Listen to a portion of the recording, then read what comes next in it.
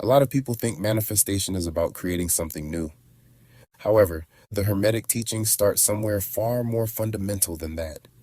They begin with a law so absolute that everything else depends on it. That law is all is mind. Not metaphorically, not poetically, literally. Reality does not respond to effort. It does not respond to emotion. It does not respond to repetition. Reality responds to your dominant mental atmosphere. This is why the Hermetic principles were never focused on making reality change. They understood that if the mind remained stable, reality had no option but to reorganize to match it. That is not belief. That is law. The teachings attributed to Hermes Trismegistus were precise about this. You do not manifest by force. You manifest by maintaining mental dominance long enough for cause and effect to complete its cycle. This is what maintaining the manifesting state actually means. It does not mean staying excited. It does not mean visualizing constantly. It does not mean emotional intensity. It means not surrendering mental authority when appearances contradict you. Most people briefly enter a new state, then immediately abandon the state the moment reality pushes back. The Hermeticists expected that pushback because once you understand that all is mind, or the law of mentalism, you also understand the principle of polarity. Everything moves along a spectrum, which means the first movement after a shift in mind often looks like resistance. The untrained mind reacts. The trained mind remains internally still. That stillness is not passivity, it is dominance. This is where modern manifestation advice fails. It teaches people to enter states. Yes, but not how to remain in them when conditions fluctuate or change. This is why the principle of mentalism cannot be separated from rhythm. Everything swings.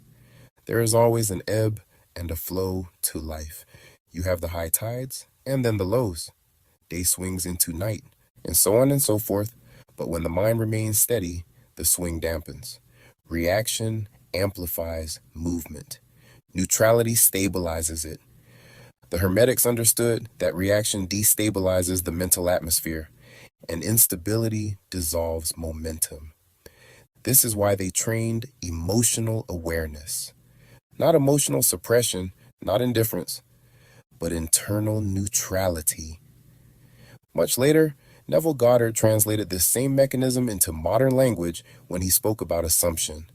Not hoping, not trying, but resting in a decided inner position. And when Wayne Dyer spoke about allowing rather than forcing, he was pointing at the same law. When something feels mentally inevitable, it no longer needs emotional fuel. It unfolds because the cause has already been set. Even the I am teachings, which I often discuss, was never about declaring power outwardly. It was about anchoring identity inwardly. But without grounding in mentalism, those teachings drift into imagination.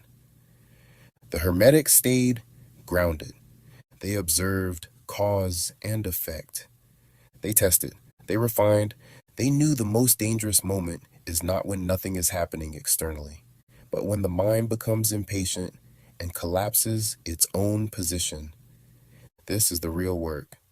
Just entering the manifesting state in and of itself won't be enough. Furthermore, just entering the manifesting state once won't be enough either. The state must be maintained. You must remain internally settled while giving your higher self time to complete the law. Notice, when reality materializes, it happens gradually at first, then suddenly. And when it does finally manifest, it will have felt natural, almost anticlimactic. That's how you know it was real. Not because you forced it, but because you allowed your desired manifesting state to remain dominant long enough for the law to do what it does. Subscribe and enter your manifesting state